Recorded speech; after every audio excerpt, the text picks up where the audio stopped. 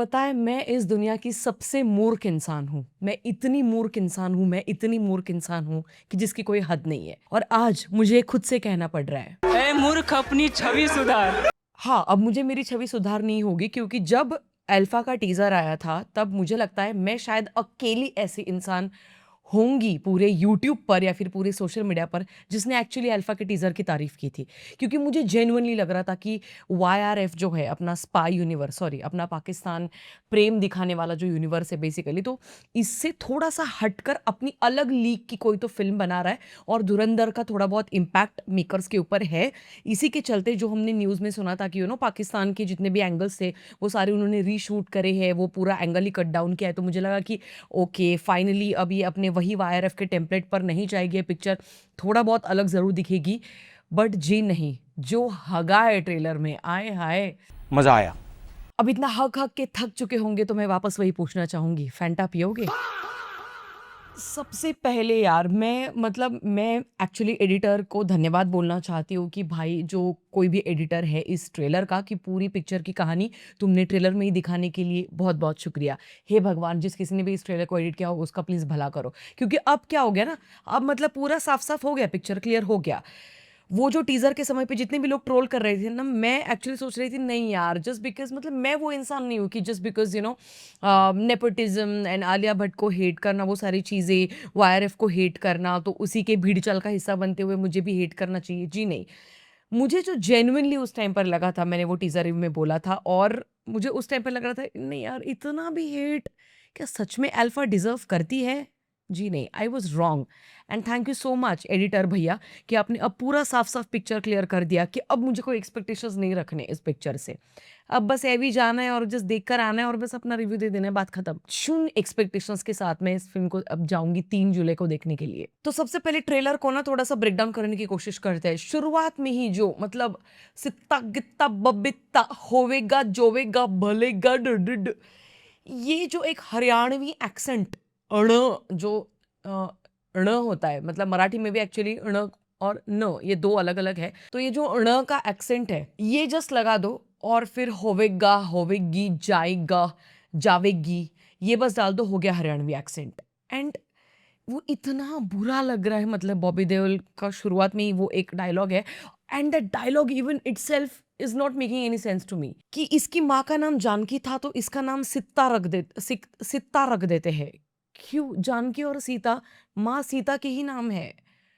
Does that even make any sense? अच्छा, trailer की शुरुआत इसी से हो जाती है, फिर पूरे ट्रेलर में मुझे लिटरली 2 से 4 अलग-अलग ब्रांड्स के एडवर्टाइज़मेंट्स दिखाई दी। सबसे पहले लायरा की एड करती हुई, मतलब एक सीन है जहाँ पर शर्वरी और आलिया के बीच एक फाइट सीक्वेंस होने वाला है जहाँ पर वो लिटरली एक्चुअली उसने लेगिंग्स नहीं पहनी है बट वो जिस तरीके से ये वो चल रहा है वो पूरा माहौल, वो लिटरली लग रहा था कि लायरा, लायरा करते हुए जाह्नवी कपूर बीच में से आ जाएगी एंड वो बोलेगी कि अगर लायरा नहीं तो कुछ नहीं।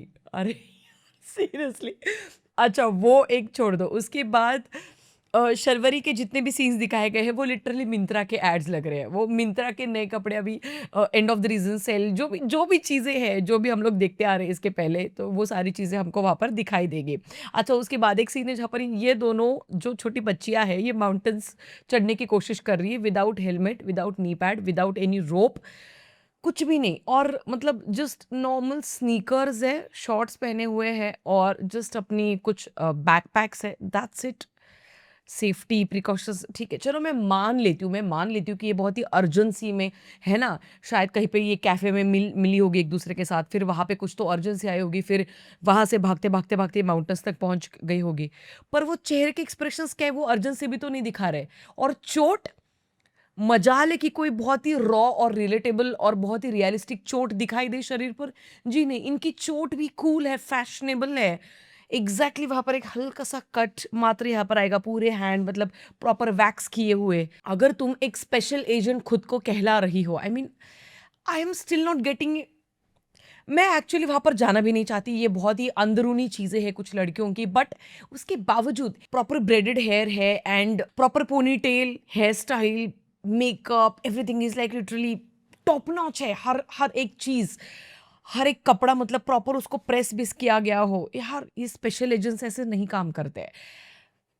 आफ्टर वॉचिंग धुरंधर गाइज़, मतलब आपके पास एक होमवर्क करने के लिए, बहुत सारे चेंजेस करने के लिए, एक अच्छी खासी फ़िल्म थी, मतलब 2 अच्छी खासी फ़िल्में थी, धुरंधर पार्ट 1 और पार्ट 2। आप हमज़ा अली मज़ारी को देखो और यहाँ पर देखो इनको। एनीवे गाइज़, मैं भी किसका कंपैरिज़न किसके साथ कर रही हूँ। एनीवे, तो उन माउंटेन्स के बारे में जब मैं बात कर रही हूँ तो लिटरली मतलब माउंटेन ड्यू का ऐड वो लग रहा है, चलो अब कुछ आज तूफ़ानी करते हैं वाला माहौल लग रहा है वो, कि सलमान भाई और ऋतिक रोशन को आलिया भट्ट और शर्वरी बोल रहे हैं कि भाइयों तुम लोग अभी पीछे हो जाओ, बहनें अभी मैदान में उतर रही है। एंड माउंटेन ड्यू, गाइज़ यार, अच्छा पूरा का पूरा ट्रेलर एक लिटरली पैरोडी लग रहा है, literal parody of YRF universe. मतलब अभी तक वाईआरएफ के जितने भी पैंतरे हैं जो इन्होंने इसके पहले की उनकी टट्टी फिल्मों में डाले गए हैं, जैसे कि एक डांस गाना, डांस वांस नाच गाना तो होता है ना यार, वो तो मतलब चाहिए ही ना यार, ऐसे कैसे बात कर रहे हो तुम लोग। तो इसमें भी है, हमने देखा ट्रेलर में। अच्छा दूसरी चीज़, इसमें बिकिनी शॉट्स भी हो सकते हैं, आई मीन हु नोज ना, हमको नहीं पता है, अभी जब पिक्चर आएगी तब शायद वो दिखाएंगे, ओ दिखावेंगे शायद। मुझे लगता है कि इस ट्रेलर के रिव्यू के अंत तक मैं एक्चुअली हरियाणवी सीख जाऊंगी, हरियाणवी नहीं, हरियाणवी सीख जाऊंगी। एक्शन सीक्वेंसेस के बारे में बात करें तो वही क्लीशे एक्शन सीक्वेंस जैसे कि हेलो बॉयज़, और फिर प्रॉपर टाइम वगैरह लेकर, जैसे कि बॉयज़ तब तक तो बस खड़े ही है, भले ही वो स्मोक किया गया और रूम में वो सारी चीज़ें। अच्छा पैर से मतलब मात्र पैर से ऐसे हल्के से उड़ाकर लिटरली वो मशीन गन को पकड़ भी रही है।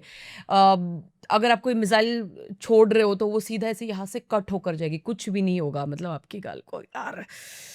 पता है वो जो शिवाजी द बॉस जो फिल्म है ना, I like it. Yes sir. आपके पीले पीले दांत।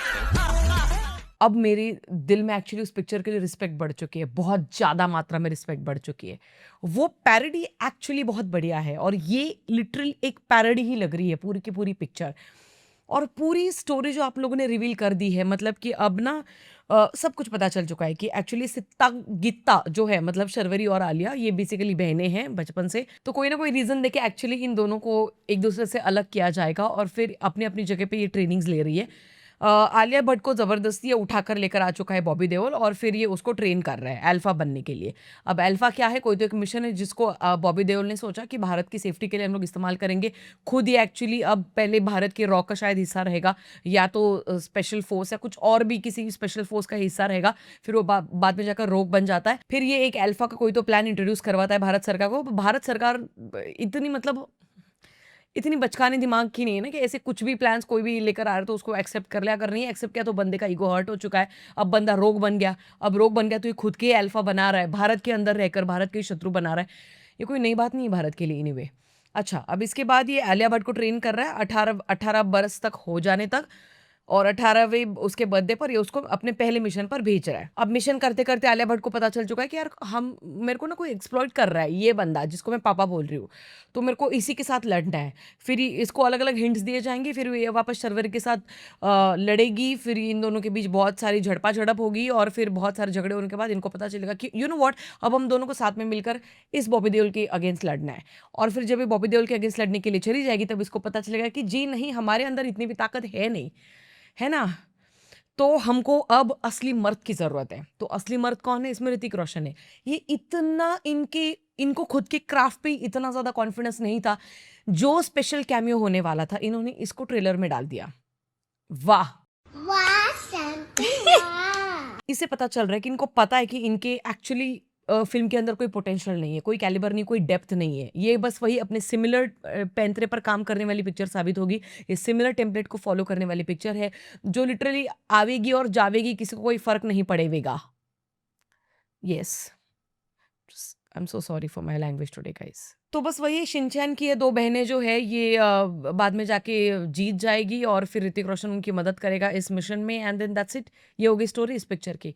मुझे जेन्युइनली अब ऐसा लगने लगा है कि थैंक गॉड कि हम सभी ने जीते जी धुरंधर ये पिक्चर देख ली, जो सिनेमा लवर्स है, क्योंकि ज़िंदगी में पहली बार हमने सही जगह पे सही फ़िल्म पे इन्वेस्ट किया और उसके बाद जो भारतीय सिनेमा में हमारा टेस्ट अपग्रेड हुआ है। मतलब इसके पहले क्या हो रहा था कि हम लोग दूसरी इंडस्ट्रीज़ के सिनेमा देख रहे थे और you know world wide cinema देखने के बाद हमारा टेस्ट ऑलरेडी उस तरीके से अपग्रेड हो ही चुका था। बट अगर हमने धुरंधर नहीं देखी होती ना, I am telling you guys, हम में से बहुत सारे लोग एक्चुअली अल्फा को ऐसे सर पर लेकर लिटरली नाच रहे होते।